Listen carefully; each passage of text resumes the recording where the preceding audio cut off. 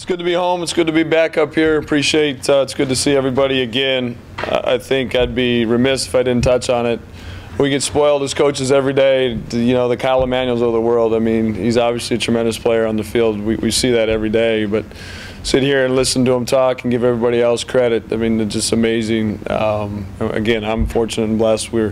Lawrence Alexander is a prime example. You know, they're tremendous talents, but they're way better kids and really humble. But like I said, it's good to be back. We had a real interesting week last week as far as Montana, through Denver, down to Mississippi, back home for a day, back out to Montana, and then a long bus ride home. But we survived. Anytime you can get a road win, that's big, especially with our youth and inexperience. We were able to do that, played pretty well against a Montana State team that had scored 100 and some the night before, had 55 at halftime against a pretty good Texas Arlington team, and we came out and really defended, held them to 51 for the game, and was very pleased with that effort. Went down and played a Southern Miss team that, you know, not the Southern Miss of old. At the same time, they were coming off of not one of their better performances at Drexel, and we had their full attention.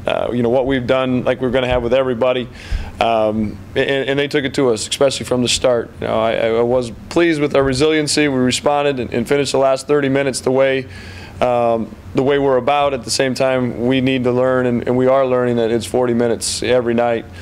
Traveled back and then went out to Montana, and really unfortunate situation Saturday at practice before the Montana game. AJ tweaked his knee in a young group with that's, you know, I don't want to say razor thin, but pretty thin to start with. To lose somebody like that on the back end of a long week, yeah, it obviously didn't help us. And again, I thought that hurt us, obviously, especially early. We got down, just could never really get out of it.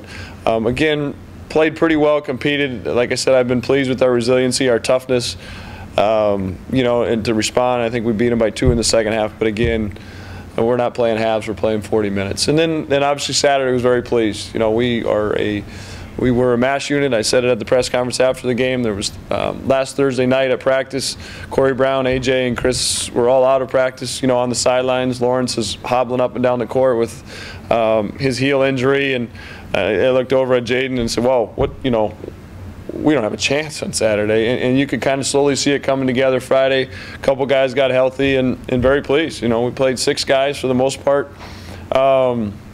The other night against a North Dakota team that obviously I think they would tell you too that they didn't probably have their best performance of the year, but I'm not going to take anything away from our kids.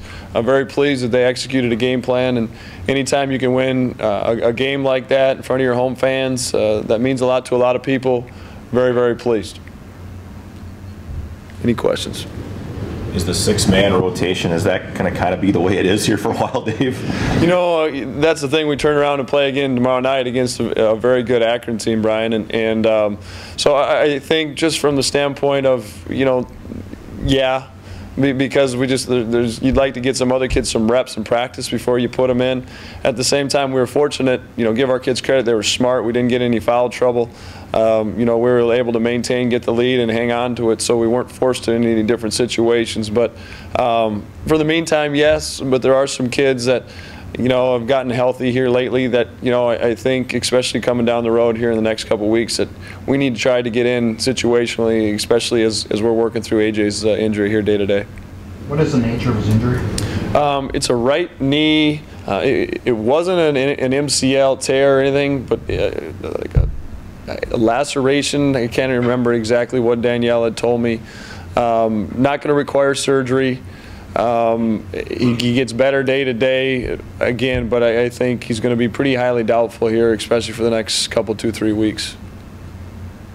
Coach, another bigger opponent. What does Akron do well? What impresses you about them? Yeah, they do a little bit of everything well. I think when you think of mid-major basketball, Keith Ambrot and Akron basketball are synonymous with it. You know, I mean, he coached LeBron James, and so everybody's very familiar with all that. But they've got size.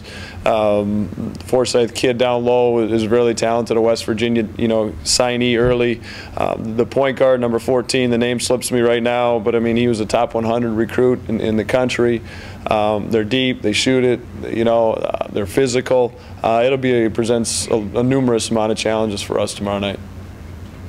What's going to be the challenge moving forward, at least short term, is you're going to have that 6-person rotation, especially when you get some games stacked up against each other? Yeah, there's no question. I think that's the big, you're battling fatigue, and then foul trouble is always a concern. When I got the job that night, my dad texted me, he said, "Congrats on the job, now put in a zone." And I'm like, here's my dad, who's a football coach, college president, doesn't know anything about basketball, is telling me to put in a zone. And he said, just have it in your pocket. Well, like everything, I've basically listened to everything he said, so we've got a little bit of a zone. I think that's something that you might see us sprinkle in here or there, just situational. I'll be honest with you guys, I'm not a fan of zone. In fact, I don't like it. I'm an accountability guy, and some things accountability-wise and the rebounding, it's not there, but there's a time and situation for everything, and especially what we're in right now. And so we have been working with that. Any thought of pulling any red shirt on Spencer or anything like that? We talked about that, but when I was hired to do right by a program, and that being said, I think AJ's not done for the season. And I was pleased, a guy like Dexter Warner's kind of developing. We saw that, and so we were able to handle it. And I'm going to play this out here for a couple weeks before we make any just rash snap decisions. That being said, Spencer's doing well, continues to progress. So I think a guy, the next step for us is the Evan Wiesenbergs, the Jake Showalters, and even the Brian Asholas, of our roster of where they're at and how they're progressing. They're working hard, and it's one thing to do it in practice, and it's hard. I get it in the limited amount of time that they've been out there, but when they can get out there against some like opponents and show some things, build some confidence, that's that next step for us.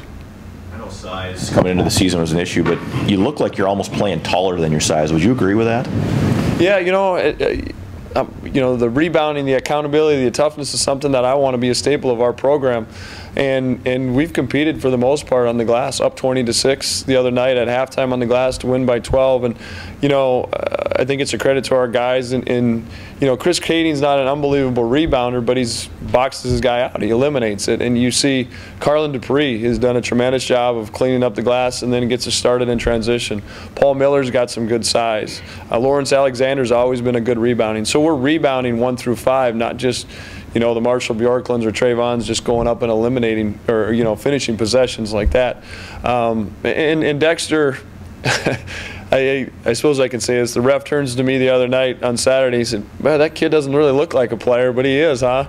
And he's a goofy looking kid. He is, but he's got a 6'10" wingspan, and he competes. And when we get him competing at both ends and understanding defensively, Dex is fun to watch. Said this early in the year that your team's a work in progress. Have you found an identity yet, or are you still? I'd like to say that, but then you lose an A.J. Jacobson for a couple games. We played the Hampton game without Corey. Now we played the last couple games without A.J. Dexter's rounding into his own a little bit. Paul Miller was good, kind of goes through us, all those things like Chris talks about with R.J. We're learning how to deal with freshmen and the miles that they can take and giving them some days off. And so I probably will be telling you right up until the Summer League tournament that we're in progress, to be honest with you. But the one thing I will say to our kids is credit, they're working and they're progressing.